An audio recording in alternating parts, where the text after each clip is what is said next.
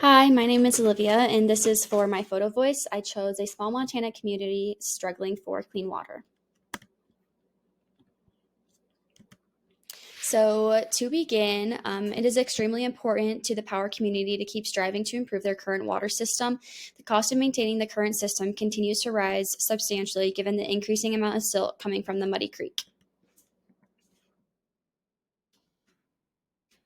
Here we go. So, Power, Montana is where I grew up. The current population is 153 residents. As of 2023, the town became a legal entity in 1910, and from that date on, it started booming. December 10th, 1968, Power, Montana established its first water district, and this information came from the Power Centennial History book. This is a picture that I took. This is right when you're getting into town. It says, "Welcome to Power, Montana, Port of the Pirates." The school's mascot is the Pirates. Try to go to the next page. Here we go. So, Power, Teton County Water and Sewer District. So, in March of 1970, Power received its first water into town via the new water lines. Later in June of 1971, water rationing rules were established to where half the town waters on even days and half the town waters on odd days. This water rationing rule is still in use today. I remember growing up, we were on even days, and everybody follows that rule very religiously. If you see, in this picture is also a picture I took. So this is the Muddy Creek, and then this building and plant behind you, that is the Power Teton County Water and Sewer District plant. So Power Public Schools, the first school in Power opened in 1910, and Power Schools started using the water system in 1970. Again, this was from the Power Centennial History book, and this is also a picture that I was able to take. This is of Power Public Schools.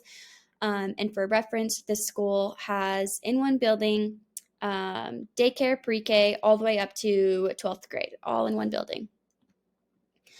The Molson Coors plant. So the Molson Coors plant was built in 2014, and they immediately relied on the updated water system. This is also a picture I took. The sign is the school sign, actually, but behind that, that is the start of the Molson Coors plant, and then off to the left is the office and building.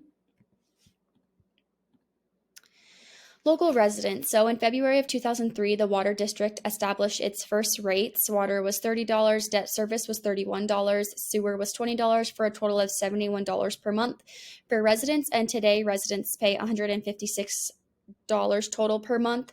This is a picture of the home I grew up in. Just to show that these are the local residents that would be using the water. And then also off to the left, the three looks like garages. This is actually the local fire department, which would also be using the water here in Power. Local statistics. So currently there are 90 hookups in Power. Power Public Schools uses 10 of those 90. The state of Montana is ranked 39th concerning its water quality according to the U.S. News 2020. Power is located in Teton County and scored 81 out of 100 in drinking water violations. Teton County scored 0.22 out of 10,000 again for drinking water violations, while the national average was 0.03 out of 1,000, and that was again out of the U.S. News 2020. So the effects of silt and sedimentation in water. So I chose this picture. I think that it gives a very great visual. So the water bottle on the far left, that is clean, clear drinking water. And the farthest you go right, that is the more silt and sedimentation in the water. Right now, Power's residents in Power, their local sink water right now is about these two water bottles in the middle. It is see-through, but definitely more of the yellow. National statistics. So in 2015, nearly 21 million people relied on community water systems that violated health-based quality standards, and that was in the national trends of 2018. Violating this health-based standards resulted in immediate illness, such as the 16 million cases of acute gastroenteritis, that occur each year at U.S. community water systems. These health-based drinking water quality violations are widespread, and the possibly affecting during each of the past 34 years. So this was all according to the National Trends of 2018. And then the World Health Organization estimates that almost 10% of the population in the world do not have access to improved drinking water sources. And that was in Drinking Water Quality and Human Health 2019. So violations per water system per year. So on the left, it shows the violations per water system, the bottom being the years. And I thought this was important to show that the rural communities are highest for violations per water system. Suburban and urban areas are here at the bottom. And rural low income and rural high income are the highest on this chart. United States percentile classes regarding water quality. Where power is located in Montana, there is a bright red dot, and around power is a dark red, referred to as low, and that's less than 10, which is below normal. So right about here is where power is at. For what is marked in South Dakota appears to be orange and green, which is mostly normal. The eastern central region of the U.S. appears mostly normal and staying in that orange and blues, while the far eastern section is much below normal, staying primarily in that red color. Sorry, I'm going to go back really quick. This was updated Wednesday, March 22nd of 2023. So economical, while some critics argue that the Clean Water Act of 1972 was not beneficial, there is evidence that these grants promote clean water, increased home prices within the 25-mile radius. This was the U.S. water pollution in 2019. This graph looks a little bit blurry. I'm hoping it's more clear to everybody else. But I thought that it was a great visual just to see where, to look at this Clean Water Act and to see where these grants promoted and if home prices were changed. Particularly in power, the prices have not changed, but the water has not changed.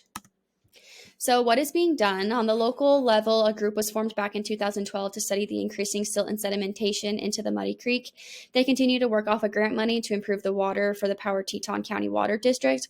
Not only is the state of Montana affected by clean water issues, but communities all over our country fight a lot of the same issues with unsafe water. A town in Oklahoma faces serious issues with high levels of nitrates in their drinking water.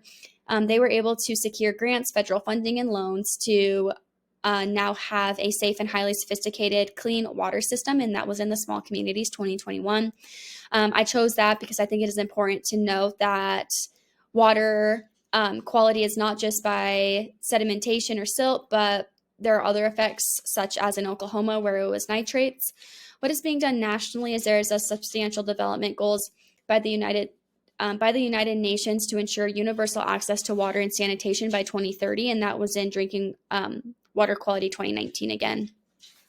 What I think could be done, one suggestion that I have falls under local and state action, is better education. Residents know that they have poor water, but may not know the consequences of how unsafe the water is. Better education will allow more residents to want help in improving the water, whether it is through donating or volunteering their time. On the national and global scene, I believe that governments need to be involved to help with loans, grants, and funds to help on the local, state, and national level. Personally, in a small town, I can respect our water restrictions, keep my water use down. This in turn will keep the quality better as we decrease our volume. It is also important to remember the sacrifices that our water district and power is struggling through. Being understanding and patient with the water changes in town is imperative for all of its members. Little things add up, such as turning off your water while brushing your teeth and making sure we have no leaks in our faucets. These small things all work together to make sure we have the clean water available to every individual. Professionally, I can continue to educate my peers on the issues and how it is affecting our community. I can work with Carol Walker, our Power Water District facility operator, and volunteer as needed with helping to keep the area around our facility clean of debris. I can provide support with writing grants to help offset the increasing costs of our local water system. I thought this was very fitting for this Photovoice. It says, water is life's matter and matrix, mother and medium. There is no life without water. And I think this is really important, that as all of us are struggling with clean drinking water, that there is no life without